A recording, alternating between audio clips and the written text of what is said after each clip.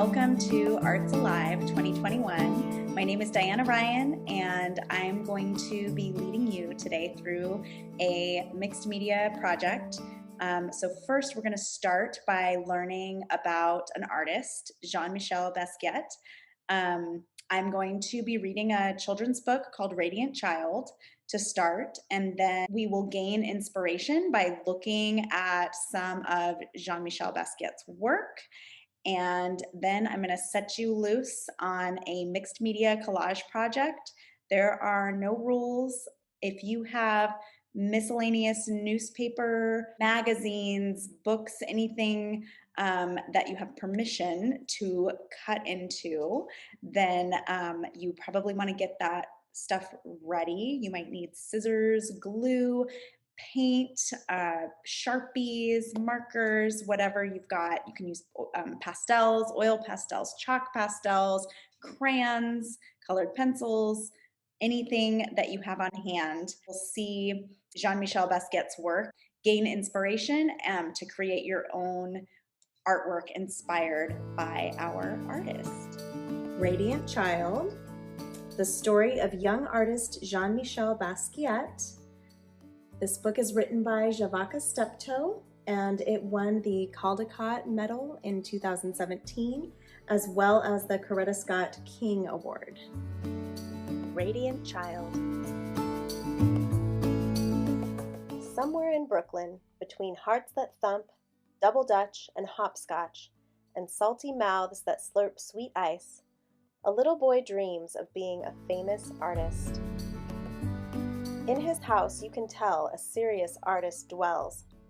As he sits at a table with pencils scattered everywhere, Jean Michel draws from morning until night with a serious face amid a storm of papers. He refuses to sleep until he has created a masterpiece. At night, images enchant Jean Michel's mind, and he wakes from his dreams to add one more line. His drawings are not neat or clean, nor does he color inside the lines. They are sloppy, ugly, and sometimes weird, but somehow still beautiful. His art comes from his mother, Mathilde, a Puerto Rican woman who designs and sews, cooks and cleans, and makes the house look like a stylish magazine.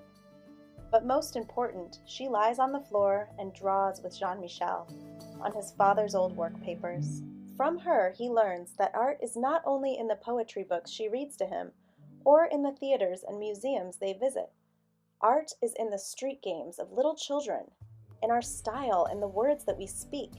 It is how the messy patchwork of the city creates new meaning for ordinary things. While visiting the museum, they look at his favorite works of art, reading the story behind each artist, reading the story behind each work. This is how Jean Michel learns what it means to be a famous artist. Back at home, he creates art on the floor, as his father, Gerard, plays jazz records. Mama Mathilde cooks arroz con pollo and calls Jean Michel mi amor. The energy and life of the city can be felt in each line of his drawings. As time goes by, Jean Michel learns that art has a healing power. After a car accident, he is scared and confused. Mathilde gives him a book to calm his fears. It is filled with pictures of bones, skulls, and other body parts. Jean Michel draws from it until he knows it all by heart. He is no longer afraid. Back at home, Jean Michel's body heals, but his heart breaks. His mother's mind is not well, and the family breaks. She no longer lies on the floor and draws with Jean Michel, but sits by the window singing only to birds. Jean Michel is confused and filled with a terrible blues when Mathilde can no longer live at home. He tries drawing the terrible out of his blues, but things are not the same. As Jean Michel grows older, he visits his mother when he can, always bringing his artwork to show, telling her that one day it will be in a museum, when I am a famous artist. A teenager now, Jean Michel decides, Papa, I will be a very, very famous one day. With a sly look, a twinkle in his eye, Jean Michel leaves Brooklyn for New York City, the Lower East Side, a concrete jungle where only the tough survive. During the day, dressed in a green jumpsuit splattered with paint, Jean Michel stays with friends, sleeping on couches and floors, leaving a barrage of collages and poem-filled papers everywhere he goes. At night, Jean Michelle spray paints the walls downtown with poems and drawings that catch the eye of artists, gallery goers, and passers-by. Under his art, he signs the name Samu instead of Jean Michelle. Everyone wants to know, who is Samu? Samu moves from street corners to art gallery walls with powerful color composition and line, collaging and painting on anything he can find. His art is still not neat or clean, and definitely not inside the lines, but somehow still beautiful. With his magical charm, Jean Michelle draws a crowd, but when it's time to work, he prefers to be alone, with the radio and TV on full blast. Now, in expensive suits splattered with paint, he flips through stacks of magazines and open books and paints into the night and sometimes for days at a time while sounds and images jump into his head. Jean Michelle, an artist among artists, never doubts one line, creating from a soundtrack that is all his own. People describe him as radiant, wild, a genius child, but in his heart he is king, so he draws crowns for himself and others he admires. A grown man now, with the art world in his hands, Jean Michelle still visits his mother when he can, and at his most important shows, above all the critics, fans, and artists he admires, the place of honor is still his mother's, a queen on a throne. He is now a famous artist. The end. So I wanted to read a little bit about motifs and symbolism in Basquiat's work. So Basquiat was known for his charisma, energy, and bold, captivating art. His work was often political and expressive, with a strong point of view and message, which is why letters, words, and phrases sometimes appear in his pieces. He addressed topics such as the struggles of everyday people and their fight against capitalism, colonialism, and those with power. His work also spoke from Black culture, including influences from African and African diaspora art, religion, history, and folklore, improvisational jazz, bebop, hip-hop, sports, and the melting pot culture of New York City.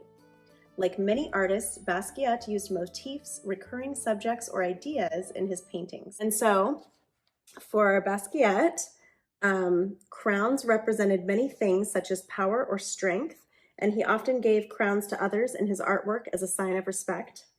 Eyes often represented remembering, seeing, or understanding the past or the present. And cars, trucks, and airplanes often symbolized Basquiat's childhood and the car accident that badly injured him. I would like you to think of 3 different symbols. They can be kind of cartoon doodles or just very kind of simple drawings that represent something about your personal experience. So it can be something from your childhood, something about your personality or experience from your life, dreams, goals, aspirations, anything that represents you as an artist. So I wanted to take just a minute to show some actual photos of Basquiat's work, since the book had an illustrator that was inspired by the work, but they weren't his actual artwork in the book. So these are some of his actual paintings. So I'm just gonna show you some pictures. There's a lot of doodling, there's text.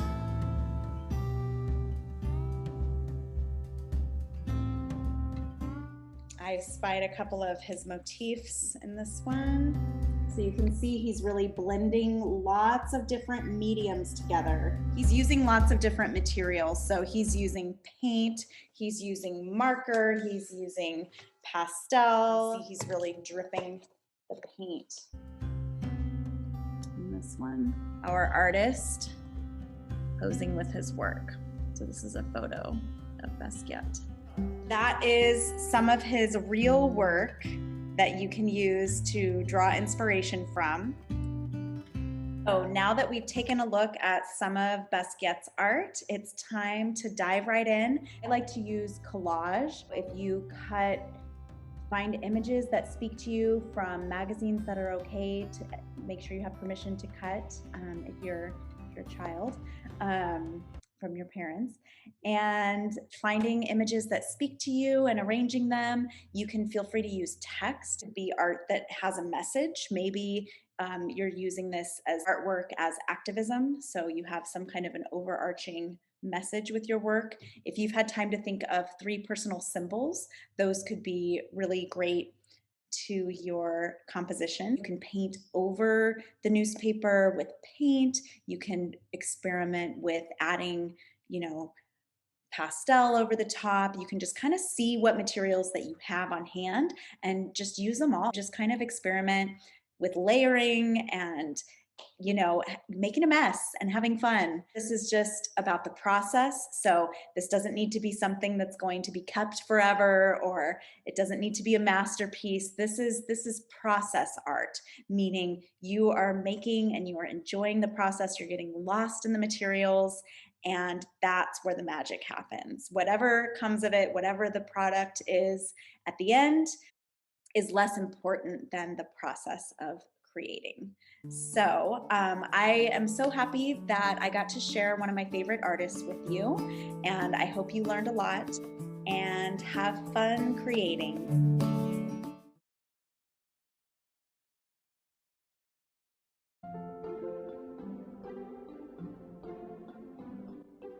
Hi, and welcome to Arts Alive 2021. My name is Diana Ryan, and I'm going to lead you through a quick, fun project for all ages. We're going to learn about an artist, and then I'm going to invite you to make some art inspired by that artist. So if you want to, get out your paper, some paint, markers, crayons, colored pencils, whatever you've got. So we are going to read a book, and then we will gain inspiration to create artwork of our own inspired by our artist Yayoi Kusama. Yayoi Kusama, From Here to Infinity, written by Sarah Suzuki, illustrated by Ellen Weinstein. Let's get started. Yayoi Kusama was born in the country of Japan on the island of Honshu in a small town called Matsumoto City. An old palace made of wood and stone overlooked a moat where swans swam. The streets were lined with little shops, and snow-capped mountains rose in the distance, swallowing up the sun as it went down in the evening. Yayoi's family owned nurseries where all kinds of flowers and vegetables grew, and workers tended to the plants as they matured, from seeds to sprouts to stalks. But Yayoi yearned for a different life from the countryside. She dreamed about what lay beyond the mountains, in places far from Matsumoto City. She longed to leave home and see the world. Yayoi's mother wanted her to stay home and learn old-fashioned manners, how to dress elegantly, walk demurely, eat politely, and find a proper husband. But Yayoi wanted to be an artist. Every day she went outside with ink and brushes and paper. She drew things she saw and things she imagined. She looked closely at the pebbles that lined the riverbed and at the leaves and stalks of plants, and she drew them as chains of tiny cells that looked like dots. When she was older and studying in art school, her teachers disapproved of her work, and they demanded that Yayoi paint in the traditional, precise Japanese style. She wanted to go where she could live without rules. When she was 28 years old, she packed up her silk kimonos and thousands of drawings and stuffed dollar bills into the toes of her shoes. It was her first airplane trip. There were only 4 other passengers, and the weather was stormy with rain and lightning. The airplane wobbled and dipped as it flew to America. In New York, Yayoi went to the top of the Empire State Building, the tallest building in a city full of tall buildings. When she looked down, she saw buses and cars and yellow taxis zooming up and down the avenues, and bankers and teachers and artists rushing to work. From up on the 86th floor, they looked like dots. She felt very far from quiet Matsumoto City and her mother's rules. Here, it seemed anything was possible. Yayoi set about turning her drawings of dots into paintings. The dollar bills she had brought to America quickly ran out, and she spent what little money she had left on paints and canvases. She worked day and night. She painted when she was cold. She painted when she was hungry. She painted when she was lonely. And she turned her dots into sculptures too, into soft stuffed tubes that covered sofas and chairs and boats. She was devoted to her dots. For her, they were a way of thinking about the world among the stars, as one dot among millions of others. They were a way of thinking about infinity. Sometimes when she grew frustrated, she visited the Museum of Modern Art. She gazed at paintings by other artists, and she thought about why and how they were made. She looked at pictures of dancing girls and swirling night skies, trying to solve them as if they were puzzles. Her paintings seemed so different from those she had seen at the Museum of Modern Art. When she was at last ready to show her work in public, she invited all the friends she had made in New York. When she arrived at the gallery, a crowd was spilling out onto the sidewalk. Her friends lifted her into the air, shouting, "Yayoi, you've finally done it!" Word about her artwork spread quickly. Her friends told their friends. Newspapers wrote about her work, and reporters clamored to interview her about her dots. Now she began to show them in other cities all over the United States and Europe. Her dots were covering the world. They appeared in Venice in thousands of dot-shaped mirrors scattered over a big green lawn and on a pumpkin on a pier.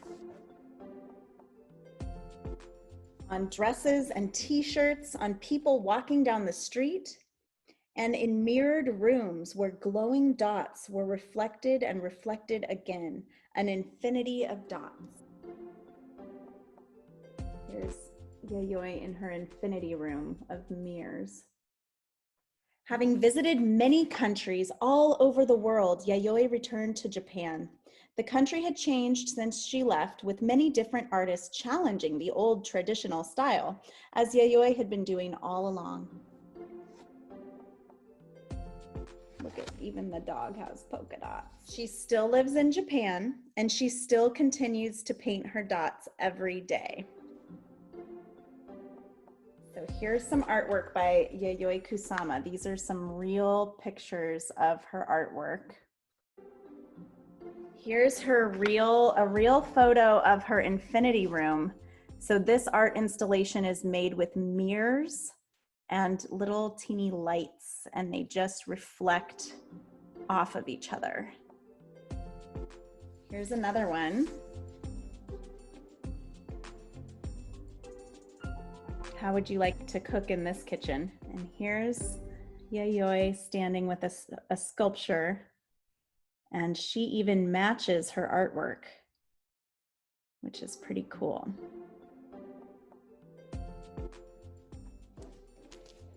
Hi there. For our Yayoi Kusama inspired project, I would like to invite artists of all ages to gather up some random pieces of paper. So they could be various pieces of construction paper, any color. It could just be regular white printer paper. I also have a piece of newsprint. It could be a paper that already has a design on it, recycled paper, whatever you have on hand. And I was just going to show you some tips and tricks for making polka dots. So I have a few unlikely tools here. I don't know if you can see. So I have some Q-tips and a cork. So if you have some of these things hanging around, it might be fun to experiment with to make your dots. You can also use paintbrushes. So I have some regular paintbrushes as well. If you have paint could be a really fun way to make dots. So for the cork, I like to just kind of dip my cork in the paint. I'm gonna get a little bit of the paint off so that it's well covered. And then I'm just gonna go ahead and experiment So this is just kind of like a stamp. So I'm just experimenting with pressing it on here and making these dots. So this is kind of a fun way to do it. So the more times I use it, the less paint is on there.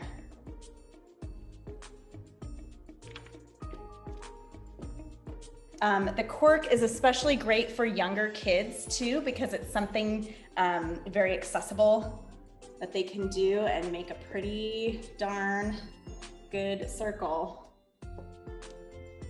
However, Yayoi Kusama, some of her patterns involved different shapes other than circles, so it doesn't always have to be a circle. So the other tool that I'm going to try is the Q-tip. So this one's kind of fun. You could try just pressing it down, or you could try kind of twisting it to make your dots, and you can make them whatever colors. You can kind of switch the colors. So you can just experiment with textures and patterns. If you wanted to use, you know, a pencil to sketch out your pattern beforehand, you could. You can also use other media. So you can use crayons, colored pencils, watercolor. I'm just going to do a few things with the paintbrush. Maybe I could do little.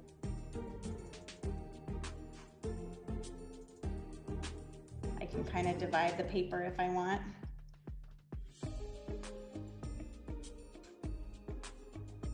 So this brush makes kind of crazy shapes, not total circles, but it's kind of fun to experiment with whatever brush you have and see what kind of different shapes it can make. So really open-ended. The invitation is just to play around with polka dots and see what happens and see what you create. So this project is really all about the process. It doesn't need to end up hanging on the wall or be a masterpiece. It's just a way to experiment and have fun and play. So have so much fun. I enjoyed sharing one of my favorite artists with you, and I hope you have an awesome experience creating your polka dot Yayoi Kusama inspired artwork.